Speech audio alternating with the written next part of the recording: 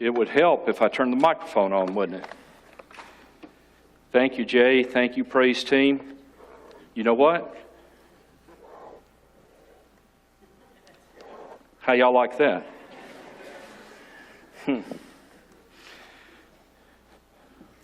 What, you know a fix?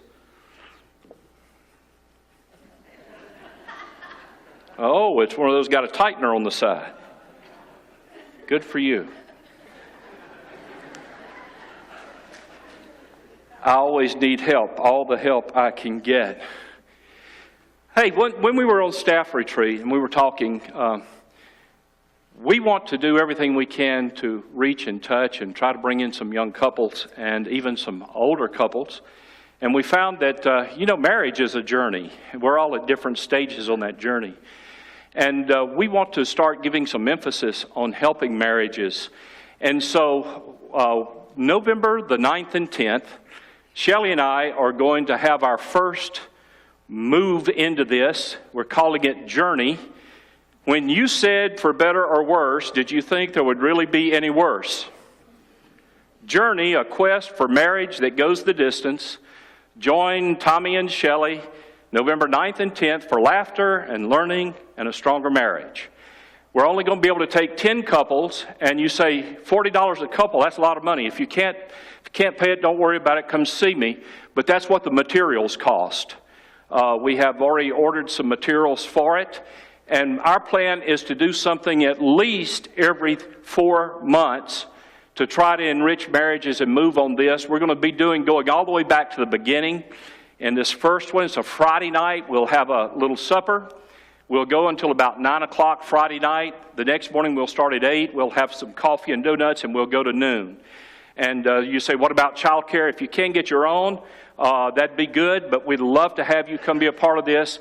Limited to 10 couples, so the first 10 that sign up will be the ones that get to come. We may only have Shelley and me sign up. I don't know. This is a new venture. I think it'll be well worth it. I think it'll be good for you. You say, well, do you have an age limit on it? No. If you've been married for 67 years or more, we may want you to lead it or help lead it. But I said 67 because that's how long my mom and dad have been married. And Shelley and I will be looking at 37 years in November. So we have a few years behind us and some kids. So, and I'm having to tell them we're not going to use them for illustrations too much during this weekend. But no, this is going to be more marriage than it is parenting, and we want to invite you to come be a part of that. Let me know if you're interested, and I'll let you know more about it if you have any questions on that. Today I want to talk to you about an important subject in my mind, and it's an important subject for me. I want to talk about facing the giants. Now, I'm not talking about the movie. I know we've shown the movie here. We've talked about the movie before. But God is aware that we're going to face some giants. And this place is one of my favorite places in Israel. We don't always go there, but we got to go there a few years ago when Shelley and I went and took some time alone over there. Our driver took us. This is the Valley of Elah. This is where David fought Goliath. And this is the brook that runs through the Valley of Elah there in Israel. And it's where David went and picked up 5 smooth stones to take on the big boy. And so I've got a picture, and I couldn't find it, of Shelley going down there and bending over and picking out 5 smooth stones. And I think she brought some home to, did she bring one to David? Okay, brought one to David Whitehouse and some others. And so it's just a really tight, this Bible story, even from the time I was really small, was one of my favorite Bible stories. But there's so many truths here because I find every one of us are facing giants in our lives. I don't know what your giant is. We'll talk about that as we move along. But God doesn't call us to do what is only humanly possible, because when that is done, we get the credit. But God calls us to do things that only God can do through us, so He gets the glory. And that is really what happened there in the Valley of Elah when David met Goliath. Goliath was much bigger than he was. David did not have the wherewithal or the ability to take on the big boy by himself. But when God was guiding and directing and strengthening, he had the ability to take on the big boy. And so what we want to look at today is we want to look at the giants in your life, and we want to take some lessons from David when he took on the big boy and was successful, and apply those lessons to wherever you are in your life and how you can defeat the giants in your life. There's a wonderful passage, and I didn't mean to go through two. That passage is found in Numbers chapter 14, when they had been in the land spying it out to decide whether to go in. And Joshua came back and Caleb came back, and they were describing it as a land filled with giants. But then here's what they said: "Only do not rebel against the Lord, nor fear the people of the land, for they are our bread." The giants you face in life, when you defeat those giants, they are the breakfast of champions. Those who defeat giants, because you defeat one giant, you're ready to face the next giant in your life. So if you've got your Bibles, we're in 1 Samuel chapter 17, and we're going to look at just about the entire chapter this morning. And I want you to follow along with me as we find these lessons about facing the giants in your life, how you can defeat those giants, and how you can move forward. Now, I don't know what the giants are in your life. I know what they are in my own life. But you're going to find the giants in your life are those things that keep you from accomplishing what God has placed in your heart. Those issues just seem to be too big for you to conquer. And those giants, they may be personal giants. They may be financial giants. They may be educational giants. They may be relationship giants. But these are things that keep on coming up in your life that are keeping you from accomplishing those things that God has placed in your heart and on your heart to accomplish.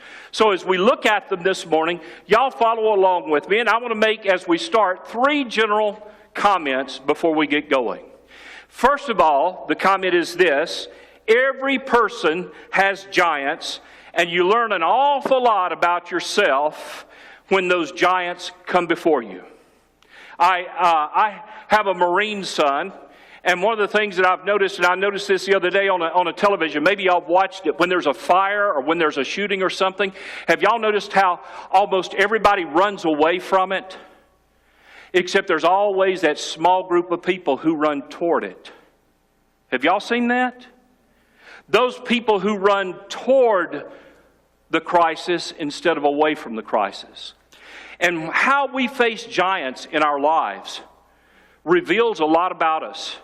Because our natural tendency is when we come up against something bigger than us, what do? We want to run away from it. We don't want to face it. And so we move every way we can to try to avoid facing the giant, whatever it is. That's the first point that I want to make this morning. That giants, as you face the giants, it'll reveal a lot about who you are. Secondly, no person ever achieves greatness without defeating some giants. You say, well, where did you get that? I found a wonderful book. I read it when I was in college. It's called The Cradles of Eminence. Now, it was first written way back in 1962. It was out of print for a long time. It was reprinted in 2004 with some different individuals added to it. I think it's out of print again, but you can still find the book. What this book did was it traced 413 famous people who really excelled and studied. They studied those famous people, those 413 people, for 5 years to see if they could find a common thread throughout their lives that all of them shared. One thing that they all had in common. Here's what's interesting. After that study, they found that 392 of the 413 people studied had faced unbelievable problems and obstacles in their lives. They found that they were ones who had faced giants and defeated those giants, and that's what propelled them or moved them up and made them more successful in their lives and what they were doing. Booker T. Washington said this: "You can never judge success by what position you have. You can only judge success by what you had to overcome to get there." That's an important statement right there, okay? Then the third general statement we want to make is God often uses giants to prepare us for bigger things.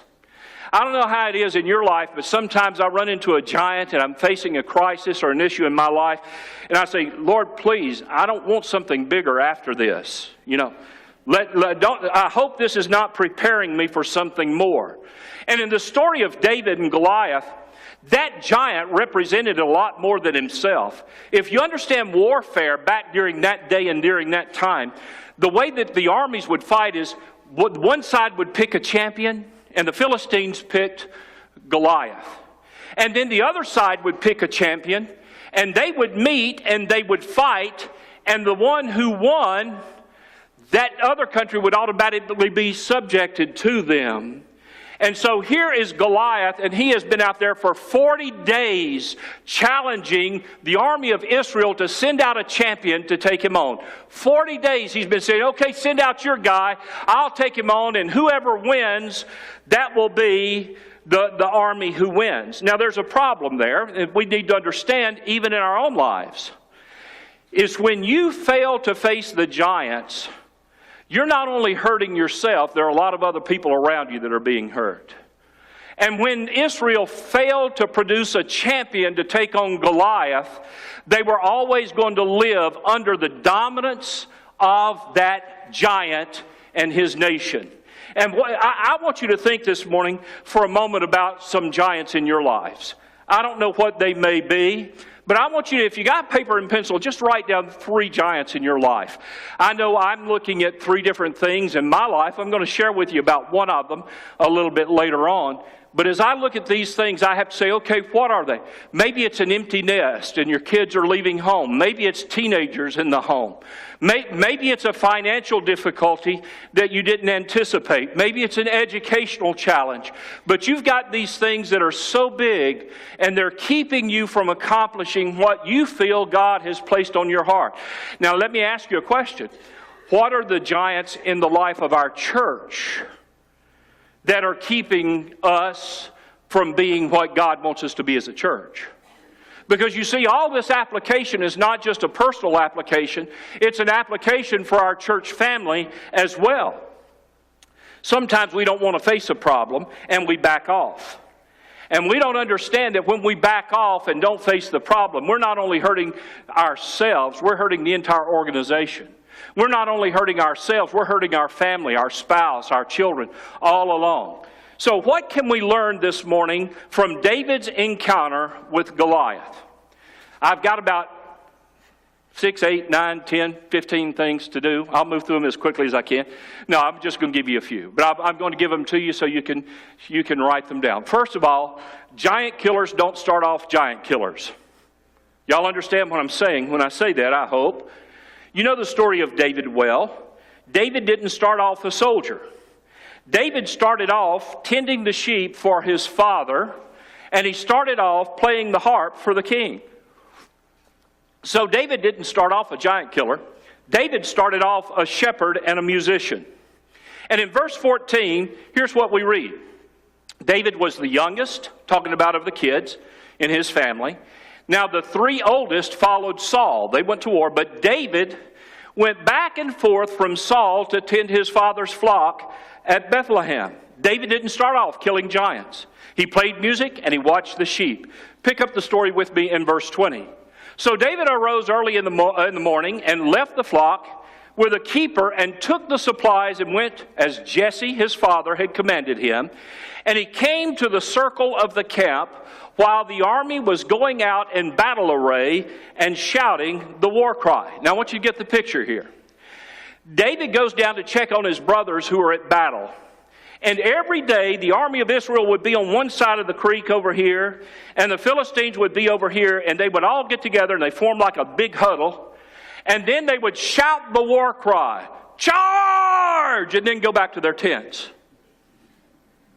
Okay? Now, that sounds an awful lot like some of our churches, doesn't it? I mean, we come to church on Sunday morning, we get all pumped, we get all enthused and talk about how we love the world, we're going to charge the hell with a water pistol and take on all these lost people and stuff. and we don't do anything. We go back to our tents. Never follow through. The story continues, verse 21.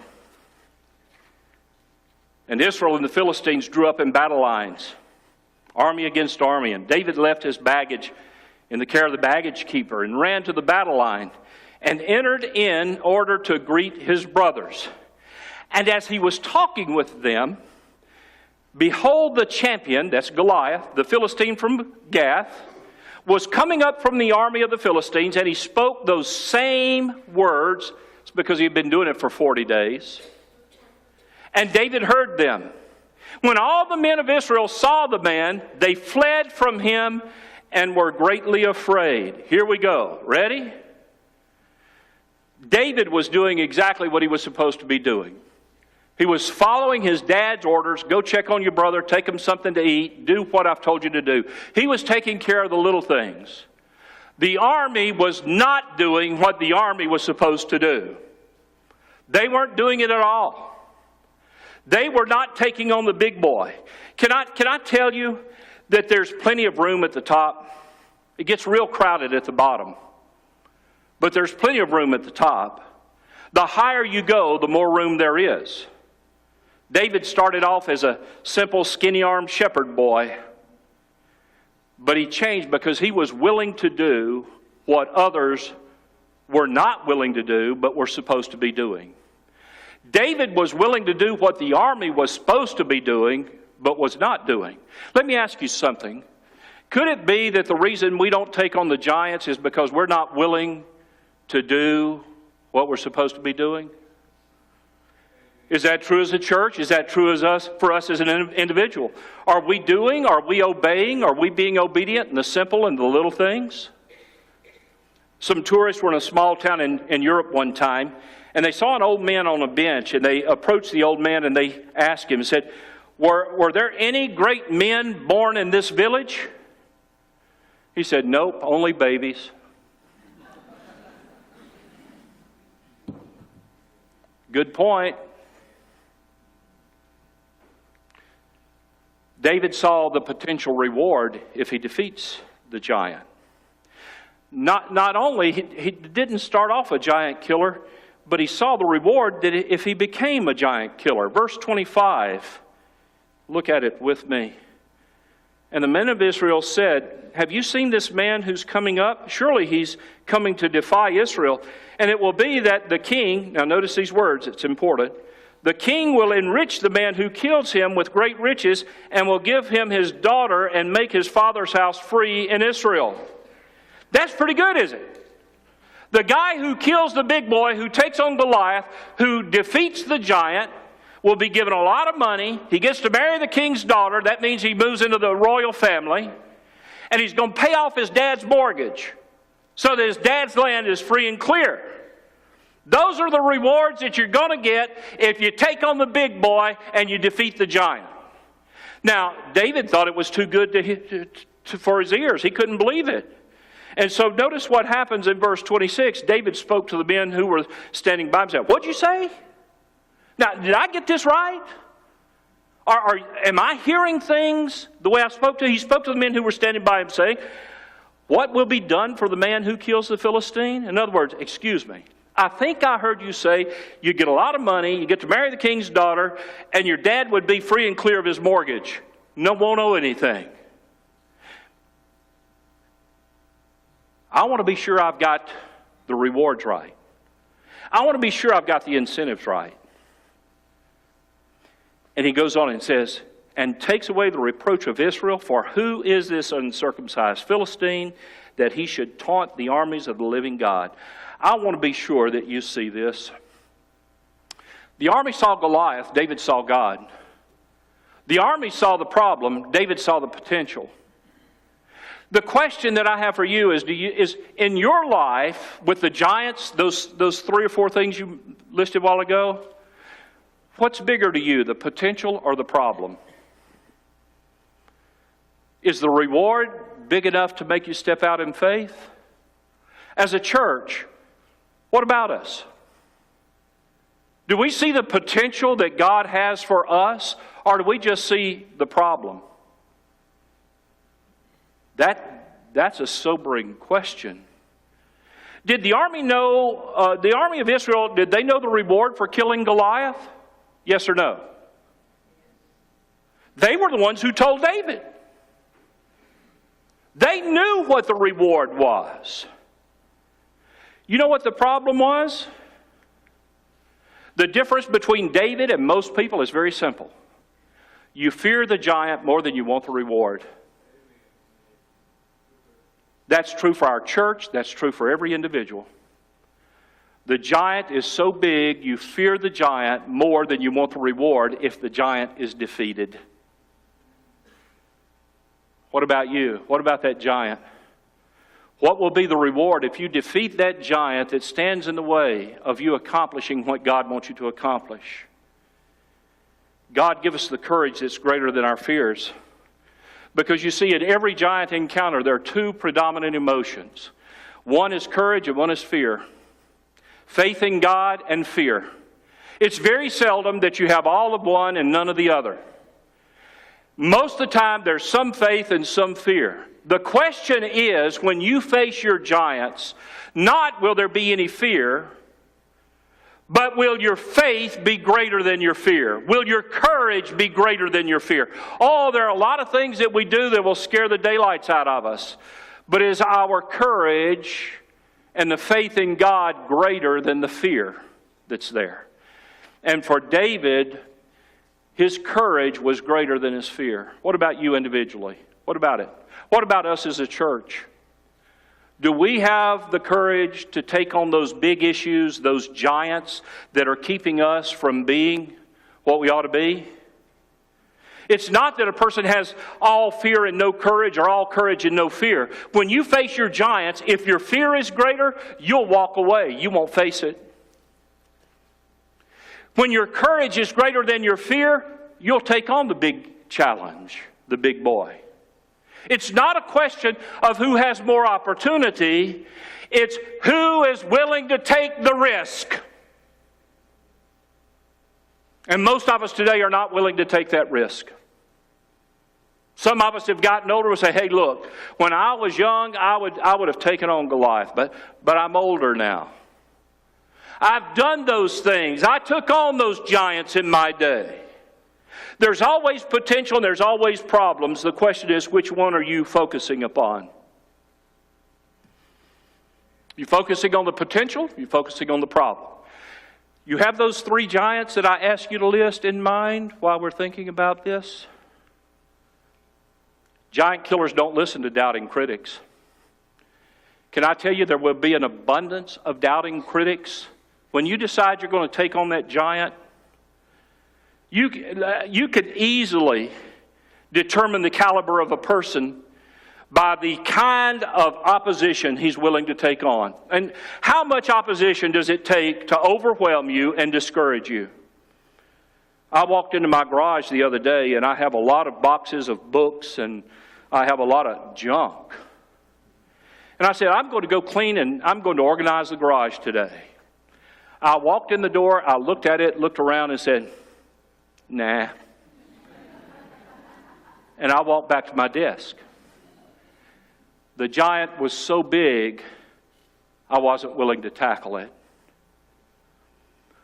It says an awful lot about a person, whether he runs toward the fire or away from the fire.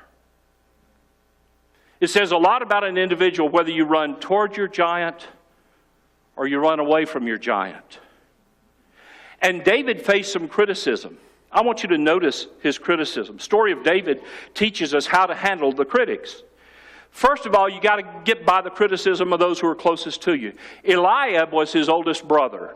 Read with me in verse 28. Eliab, his oldest brother, heard when he spoke to the men, when David spoke to the men, and Eliab's anger burned against David, and he said, why have you come down? And with whom have you left those few sheep in the wilderness?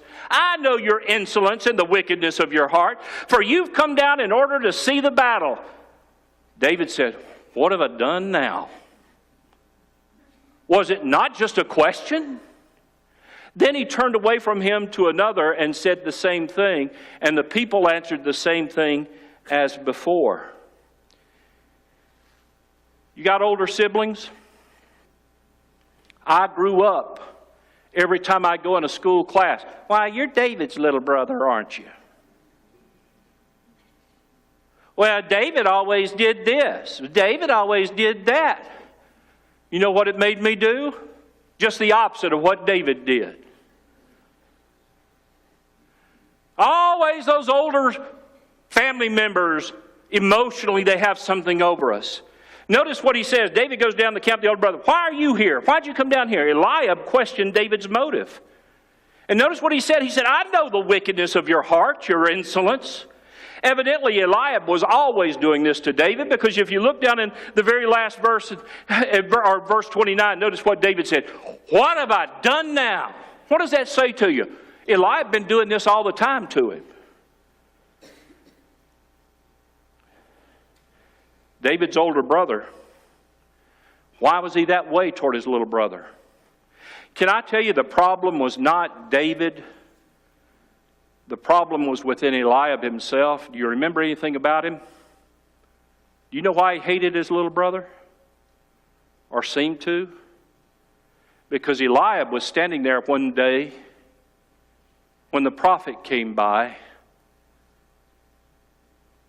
and he came to Eliab and he passed him over and went to his little brother and anointed him king instead of Eliab.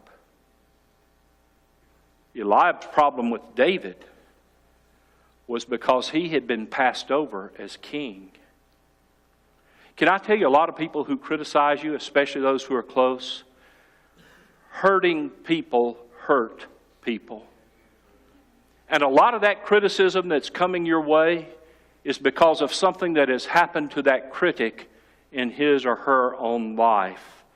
Eliab did nothing but criticize. It happens all the time. When you don't follow the direction and advice of another person who thinks their advice ought to be followed, here comes the criticism. And in churches, you've always got people who say, well, I don't think that's the way you ought to do it. And they're always doing this and that. And especially, look, I'm a preacher's kid, and I understand, and I love preacher's kids, and we've got several in the church. But they are usually the first ones that say, that's not the way my daddy would have done it. And when people don't like the way things are done, whether it's here, there, or yonder, and you're not doing it the way they think you ought to do it, they're going to criticize you. Criticism hurts when it comes from a family member. David experienced it. Criticism hurts when it comes from those who are in authority over you. Notice Saul, verse 31. When the words which David spoke were heard, they told them to Saul, the king. And he sent for him. And David said to Saul, let no man's heart fail on account of him. Your servant, I will go and fight with this Philistine. Then Saul said to David, look at the criticism. You're not able to go against the Philistine. You're but a youth. He's been a warrior since his youth. So you have to overcome the criticism of your brother or those who are close to you, but not only that, you have to overcome the criticism of those who are in authority over you, those who are positionally over you. Saul criticizes David, but guess what? Eliab won't take on the big boy. Saul won't take on the giant. Never allow anyone to criticize you who is not willing to take the journey with you or who has not already taken that journey before you. So he's got the criticism of his brother, the criticism of Saul. Then he has the criticism of Goliath. Verse 41, the Philistine came and approached David with a shield bearer in front of him. And when the Philistine looked at David, he had disdain for him, for he was but a youth and ruddy and with a handsome appearance. And I think that means he was a redhead. And the Philistine said to David, am I a dog that you come to me with sticks? And the Philistine cursed David by his gods. The Philistine also said to David, come to me and I'll give your flesh to the birds of the sky and the beasts of the field. Notice Goliath's criticism. He had heard it all before. You don't belong here. You're too young. You're too inexperienced. And did you notice when Eliab made those statements earlier, everybody agreed with Eliab? What is the giant in your life that God has placed on your heart and people keep telling you, you can't do it, you can't do it, you can't do it? You know, as a church, those things, a lot of times here's what we say, well, churches are all plateaued and declining now. Your church can't be any different than any other church.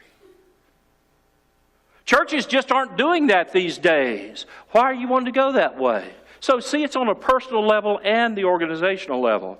Hey, look, can I tell you something? Every person who has never killed a giant will tell you it's impossible to do it. Every person who's never killed a giant say it can't be done. Do you know the greatest giant in my life? I see the glass half empty. My wife sees the glass half full. I struggle with criticism. This morning, when y'all leave, every one of y'all could go by and say, what a great message. I loved it, I loved it. One guy could come by, Joe Bowman, come by and say, boy, you were off your game this morning, preacher. Do you know what I would hear the rest of the day in my mind? Do you think I would hear all those attaboys? I'd just hear Joe's words. And he'd never say that, by the way. Would you, Joe? No. Okay. Why is it that that's a giant in my life? Can I tell you how long I've struggled with it? As long as I can remember, even as a kid. It's a giant. Folks, if you go forward in the work of the Lord, there's going to be criticism. We've seen it out there with the tent. Everybody can find some kind of criticism. It's easy to criticize. You can, if you're looking around this morning, there's a million things you can criticize about our service this morning. If you want to be critical. There's a million things you can criticize about any revival, about anything that's going on.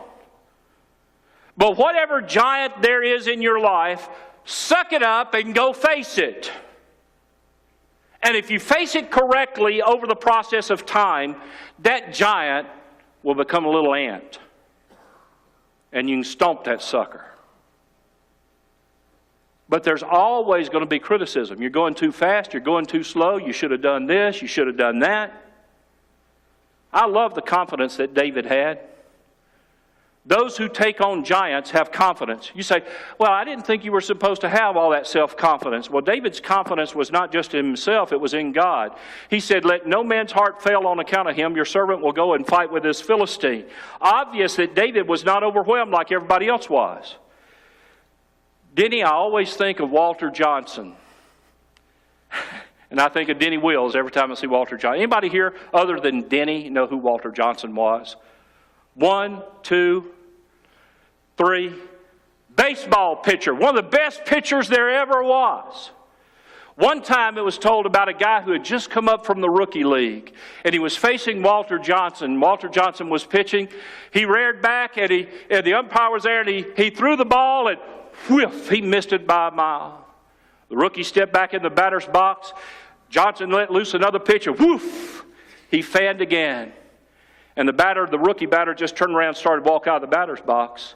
The umpire said, wait a minute, you got one more strike left. That rookie said, it wouldn't do any good. It wouldn't do any good. And walked away. I know a lot of people that are that way. Wait a minute. Oh, it wouldn't do any good. Just call the third strike. We're overwhelmed by giants. We're overwhelmed by giants when they're aggressive. We're overwhelmed by giants when they have a reputation. When they keep on showing up and they don't let up. When they extend it another week. When they keep defeating us psychologically. Goliath had been beating up on the army of Israel for 40 days. We're overwhelmed when everybody else on our side's afraid. We're overwhelmed when nobody ever deals with the issue. Never deals with the giant. What was the army of Israel doing? They were coming together every day, doing their little war hoops, going back to their tents. Don't you know that on the 40th day when they went out, it was a whole lot worse than the first day? Look, if y'all are paying attention to this news cycle and everything that's going on, you see this right there. Everything's going on with Kavanaugh hearings and all that. If you want to grow a giant in your life, just keep putting off dealing with it, and it'll get bigger every day. Okay, preacher, why wasn't David overwhelmed? Why was it when everybody else was scared to death to take on the giant, why was it that David was willing to step up to the plate and take on the giant? 3 reasons. First of all, he had a passion for God to be honored. David was indignant by the way that God had become a doormat. He had a passion to return honor to God. He said, I cannot allow this to continue. God's placed a dream in your heart. God's placed a dream in your life. And you continue to let all these things keep you from doing what God placed you here to do. Refuse to accept that any longer.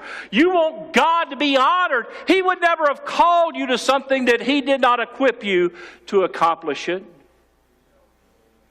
Not only that, he had a desire for the reward. He said, gets a lot of money, marries a king's daughter, and his daddy's free from mortgage. That's a pretty good reward. What do you have as a reward if you face those giants that God keeps, that keeps on trying to prevent God's call in your life? What is the reward? Seeing God's will accomplished? Knowing those words, well done, good and faithful servant? What is your reward? And then thirdly, he had confidence in God and in himself. By the way, you got to have confidence in both. If you have confidence in God and not yourself, you'll be a great prayer warrior, but you'll never get anything done. If you don't have confidence in yourself, you'll not face the giant. The opposite's true. When you have confidence in yourself but not in God, you become independent and you keep on falling on your face because you try to do things without God's power. You have to have confidence in both. Next, giant killers build on past successes. Verse 34. But David said to Saul, your servant was tending his father's sheep when a lion and a bear came and took a lamb from the flock. I went out after him and attacked him and rescued it from his mouth. And when he rose up against me, I seized him by the beard and struck him and killed him. Your servant has killed both lion and the bear, and this uncircumcised Philistine will be like one of them, since he has taunted the armies of the living God. David said, the Lord who delivered me from the paw of the lion and from the paw of the bear will deliver me from the hand of the Philistine. And Saul said to David, go, and may the Lord be with you. Nothing builds confidence in our lives like success. And if you look back over your life, you think of a giant or two that you have conquered, it builds confidence in your heart and life. Maybe it was a challenge or a problem or self-doubt or a commitment of some kind. But I love verse 37. Saul said to him, go and may the Lord be with you. All of a sudden, Saul says, go for it. The story is told during the attempt of the coup that was taking place in the Soviet Union in the revolution, that army tanks surrounded the building that housed Boris Yeltsin and his pro-democracy supporters. High-level military dissenters had ordered the tank commander to open fire and kill Yeltsin. But when the tanks rolled into position, Yeltsin strolled out of the building, climbed up on the tank, looked the commander in the eye, and thanked him for coming over to the side of democracy. Later, the tank commander revealed a very surprising fact. He said, we had not decided to come over to his side. But he was so confident and so commanding that when he left, we talked it over and decided to join him. Do you have that kind of confidence in your God? As a church, do we exhibit that kind of confidence in our God?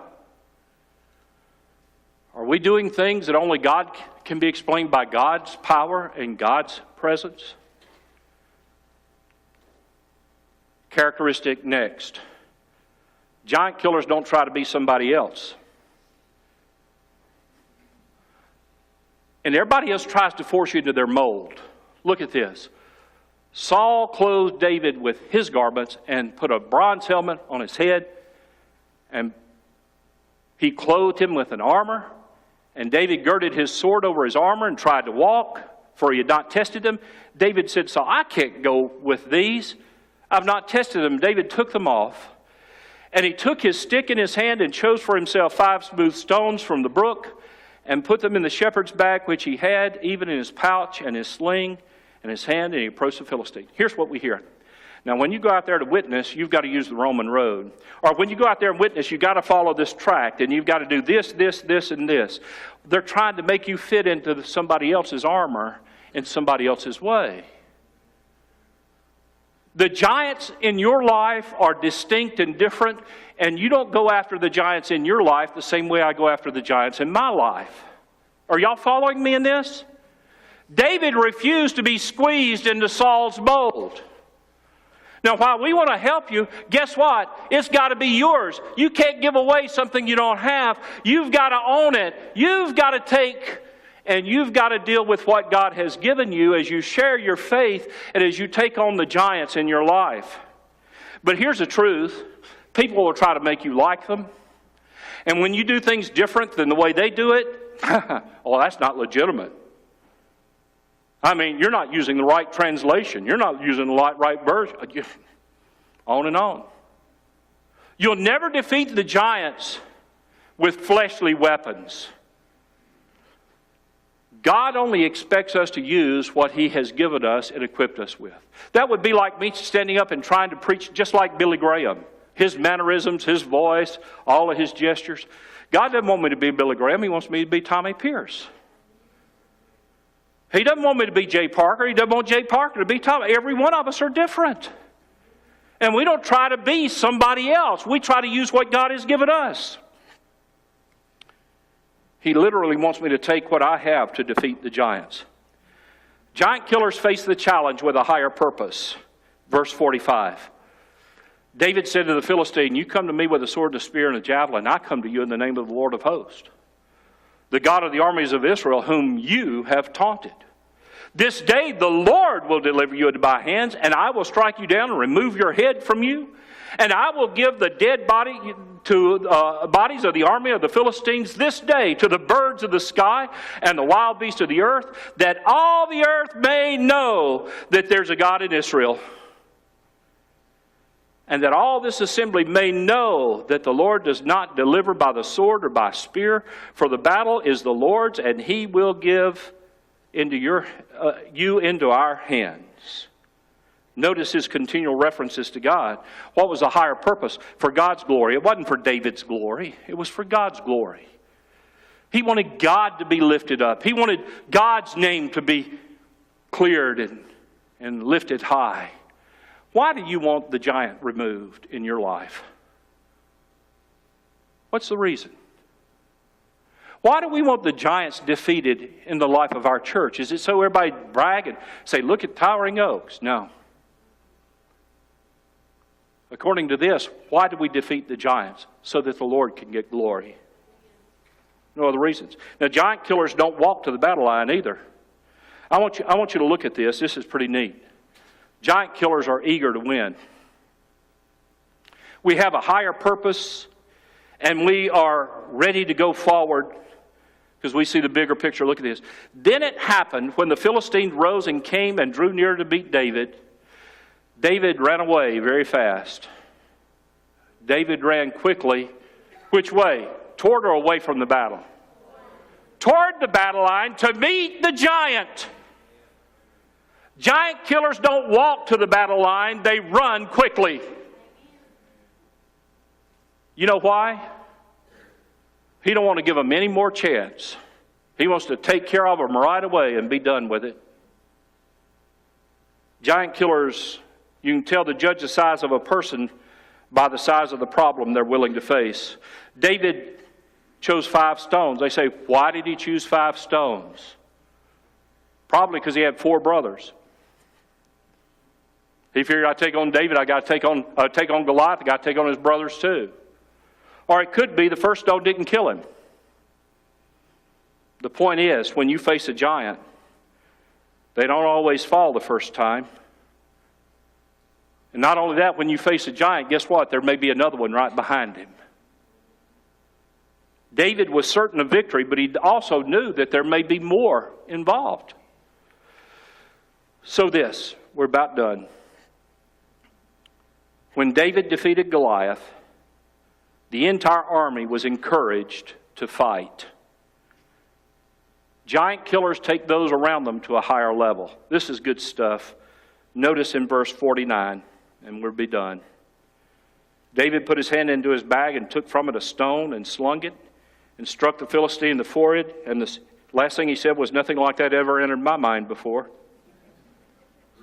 Little paraphrase. Stone sank deep into his forehead so that he fell on his face to the ground. Thus David prevailed over the Philistine with a sling and a stone, and he struck the Philistine and killed him and cut off his head with it. When the Philistines saw that their champion was dead, they fled, and I underlined this next in my Bible. And the men of Israel and Judah arose and shouted and pursued the Philistines as far away as the valley. What's happening? The same guys who were sucking their thumbs earlier in the tent, afraid to take on the giant, when David took on the giant and defeated the giant, it encouraged the entire army to take on their giants as well. And because David won against the giant, everybody rose up and pursued them and overtook them. Can I tell you something? When just one person in this church decides, I'm going to stand up and I'm going to take on the giants, it encourages everybody else here to do the same. Why, if Jesse can do it, I can do it too. Why, if Kenny can do it, I can do it too. Why, if Billy can do it, I can do it too. When we begin to defeat the giants in our lives personally, it encourages those in the army around us. And when we begin to defeat the giants as a church, guess what? It encourages everybody, because everybody wants to be on a winning team. And they say, hey, they're doing it right. I'm going to jump on board, and I'm going to be a part of that. So we're facing the giants. Giant killers, consider the cause. Goliath was intimidating the people of God. Goliath was wanting to put them all into slavery and to run their lives. David came and he said, look, I need to defeat him because of what he's doing, not only to our army, but to our nation. He counted the cost. What's it going to take? It's not something I can do with 5 smooth stones, but with God's help, I can do it. And I'm willing to charge. I'm willing to take it. Pardon me. He was willing to chart the course. A lot of you families are facing some giants out there. We've got the family porch out here to try to help you face those giants. The giants you're facing in your marriage, Shelley and I are going to be doing this marriage seminar to try to help you face those giants. We want to give you some good, helpful lessons and hints, because there's not a person in this room that's not facing some kind of giant.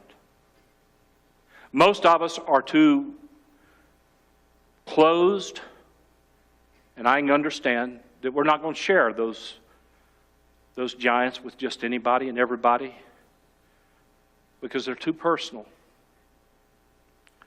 But the giants we face as a church, we need to take them on. We need to consider the cause. Is the reason we exist here, is it a just cause? Is it an important cause? How important is this church to you? Is it important enough that you give time and talents and energy? Is it important enough that you're loyal to it? What about the cause of the church that we have? Well, this church, if every member in this church over these next years is just like you, where will the church be in 5 years? Where will it be in 10? Are you willing to count the cost? How much are you willing to give to take on that giant? Are you willing to give time? Are you willing to give resources? Are you too concerned with other things in other places? Okay, I know the cause and it's worth it. I know the cost and I'm willing to pay the cost. How am I going to get from where I am to where I ought to be in my personal life? How do we do that as a church? Let's plot the course. That's what we're going to do in that marriage class in November. We're going to look at doing a plan. That's what Mark and our family porch team, they're helping you. You have a budget. I hope you have a budget. We'll talk about that later. Okay. You have a plan for getting your education. You have a plan for this job. You have a plan for all those things you want to accomplish. Do you have a plan for your spiritual life to accomplish those things? Do you have a plan for defeating the giants that try to keep you from doing what God has placed on your heart? Let's chart the course. Here's where it begins, and I'm done. It begins with a personal relationship with Jesus Christ. Because He's the one who can give you the strength and the power and the wisdom. If you try to do it in your own power and in your own wisdom, the giant's going to beat you up every time. He'll win every time. But if you face those giants that are keeping you from being what God has placed on your heart, and you go after that giant with God's plan and with the right motive, and you do it His way, you have guaranteed victory because God will guide that stone to the intended target. Are y'all with me? The question is, where are you today? Are you like Eliab? Are you like Saul? Are you like David? Are you willing to take on those giants that are there? Would you this morning, right now, say, okay, I listed these 3 giants. I'm going to begin right now to take them on. One at a time, I'm going to do this. Lord God, I realize that I'm not capable in and of myself. I surrender my life and all that you have given me to you. I realize I can't wear the king's armor, but you have given me what I need to do what you've called me to do. And I will pursue it. Have you trusted Christ? That's where it begins. Are you willing to get on board with Christ? Are you this morning saying, I want to recommit that my courage is greater than my fear. My faith is greater than my fear. And I want to do that this morning. Would you do it right now? I'm going to have a few moments of silence, and then Jay's going to come. And we're going to have a public invitation. But it begins right now with you with a private invitation for you to deal with those giants in your life.